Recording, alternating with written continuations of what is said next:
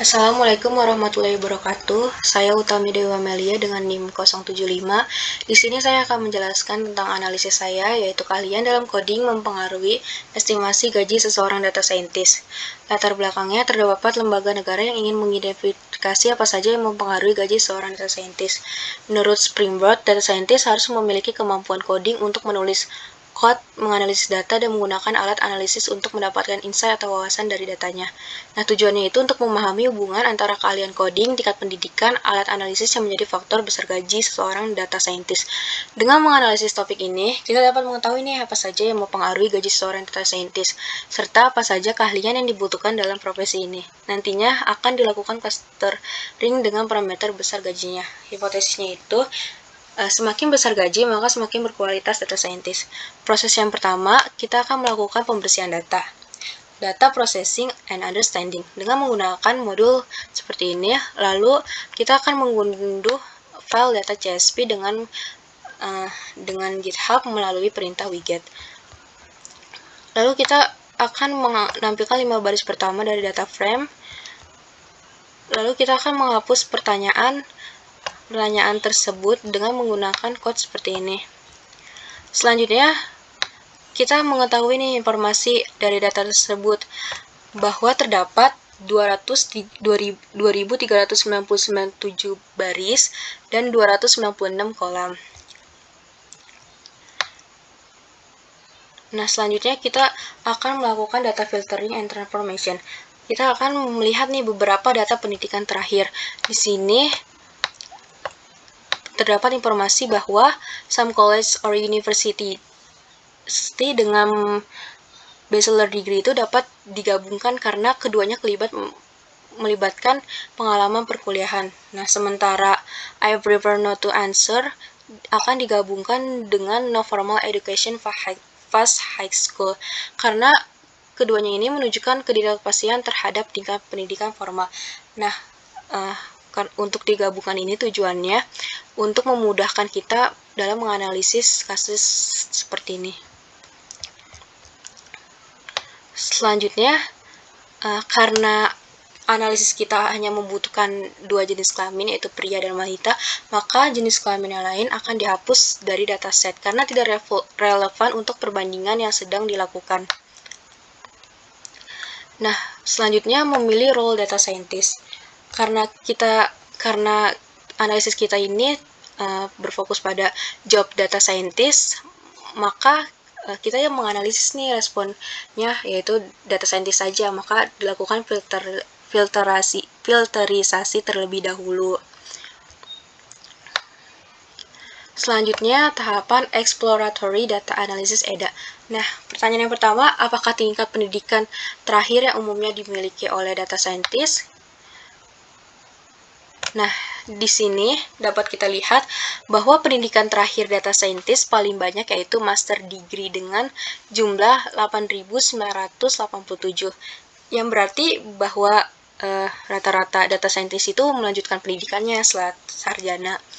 Selanjutnya, pertanyaan yang kedua, bagaimana perbandingan pendidikan antara laki-laki dan perempuan dalam dunia pendidikan, terutama sebagai seorang data scientist?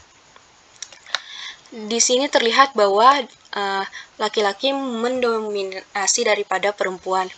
Nah, dari hasil visualisasi tersebut dapat disimpulkan nih, data scientist pria jauh lebih tinggi daripada jumlah wanita dalam industri ini. Selanjutnya, apakah terdapat korelasi antara lama pengalaman coding dengan tingkat pendidikan yang mempengaruhi tren gaji? Nah, di sini dapat kita lihat bahwa pengalaman dengan 20 tahun dengan 5 tahun sangat berbeda. 20 tahun memiliki gaji yang lebih tinggi daripada pengalaman 5 tahun. Nah, selanjutnya, apakah tingkat pendidikan mempengaruhi besar gaji? Di sini dapat kita lihat bahwa non-formal education memiliki tingkat gaji lebih rendah daripada professional degree.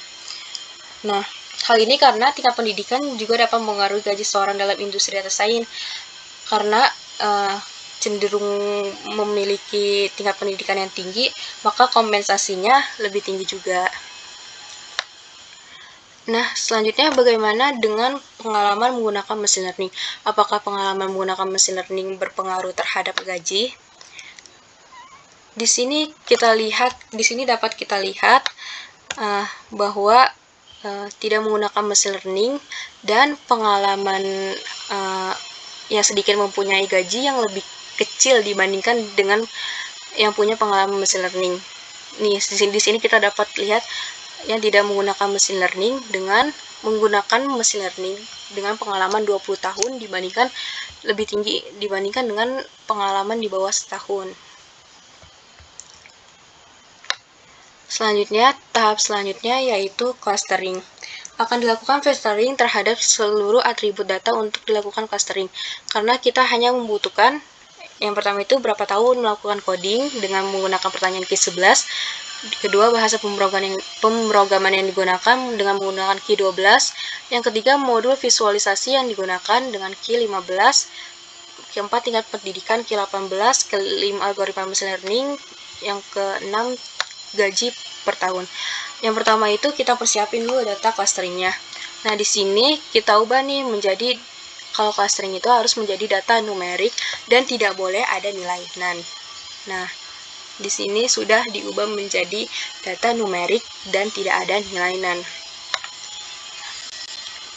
Selanjutnya kita lihat grafik algo method. Nah, di sini kita lihat nih bahwa tren mulai melambat ketika K-nya sama dengan 3. Maka kita akan melakukan clustering Kamis dengan K sama dengan 3. Nah, cluster dengan gaji terendah yaitu cluster 1 memiliki rata-rata 2.680. Selanjutnya, cluster dengan gaji menengah yaitu cluster 2 memiliki rata-rata 2.708. Selanjutnya, cluster gaji tertinggi yaitu cluster 0 memiliki rata-rata 1.267. 12.067. Selanjutnya, kita akan menganalisis hasil cluster. Bagaimana perbandingan pengalaman coding masing-masing cluster. Nah, di sini kita lihat distribusi pengalaman coding di cluster dengan gaji terendah. Nah, di sini kita lihat bahwa 20 tahun, bahwa pengalaman 20 tahun ini presentasi gaji terendahnya itu dikit karena semakin banyak, semakin lama pengalaman coding, maka klasternya itu gaji tertingginya semakin tinggi, maka gaji terendahnya semakin rendah. Di sini kita lihat gaji menengah. Nah, di sini pengalaman 20 tahunnya persentasenya mulai meningkat. Nah, di sini kita lihat bahwa pengalaman coding dengan gaji tertinggi di sini memiliki tingkat persentase tertinggi. Nah, dari 3 visualisasi tersebut dapat simpulkan bahwa jika semakin tinggi gaji seseorang, maka akan semakin berpengalaman seseorang dalam melakukan coding. Selanjutnya, model machine learning apa yang paling sering digunakan oleh masing-masing cluster? Kita lihat nih machine learning nih, cluster terendah yaitu linear decision gradient. Yang menengah linear decision gradient. Yang tertinggi linear decision tree. Nah, dari 3 visualisasi tersebut, dari 3 kelas tersebut, machine learning yang sering digunakan oleh para data scientist baik gaji rendah, menengah maupun tinggi sama saja, yaitu regresi linear or logistic, decision tree, gradient boosting. Selanjutnya, bahasa pemrograman apa yang paling sering digunakan masing-masing cluster? Di sini gaji terendah pemrogramannya Python, SQL, dan R. Gaji menengah Python, SQL, dan R. Gaji tertinggi paling banyak itu menggunakan Python, SQL, dan R. Dan dari ketiga di atas, bahwa bahasa yang wajib digunakan dari ketiga cluster adalah Python, SQL, dan R. Tetapi jika ingin mendapatkan gaji tinggi, maka kita harus menguasai nih bahasa pemrograman yang lain atau menguasai lebih banyak bahasa pemrograman. Bagaimana distribusi tingkat pendidikan masing-masing cluster? Nah, gaji terendah master degree memiliki tingkat gaji lebih tinggi. Selanjutnya menengah pun juga sama. Selanjutnya gaji tinggi juga memiliki master degree sama, tetapi terdapat pertumbuhan yaitu pada doctoral degree dan professional degree meningkat. Ini menunjukkan tingkat gaji seseorang juga dipengaruhi oleh tingkat pendidikan, akan tetapi tidak signifikan. Nah, kesimpulan dari analisis ini, dari semua analisis yang telah kita lakukan, dapat disimpulkan bahwa kalian dalam coding mempengaruhi estimasi gaji seseorang data scientist, karena kualitas dari seorang data scientist juga dihitung dari pengalaman melakukan atau menulis code. Semakin lama menulis, maka akan semakin tinggi skill yang dimiliki data scientist. Tetapi bukan hanya kalian dalam coding saja yang dapat mempengaruhi gaji seseorang, melainkan terdapat parameter lain yang seperti di atas. Seperti seorang data scientist itu harus menguasai bahasa pemrograman Python, SQL, dan R, serta dapat menggunakan berbagai jenis algoritma machine learning, terutama regresi linear atau logistik, pohon keputusan, dan gradient boosting untuk meningkatkan gaji. Nah, pendidikan ini juga dapat mempengaruhi gaji seseorang, namun seperti terlihat yang di atas, yang diberikan itu tidak terlalu signifikan. Sekian presentasi dari saya. Wassalamualaikum warahmatullahi wabarakatuh.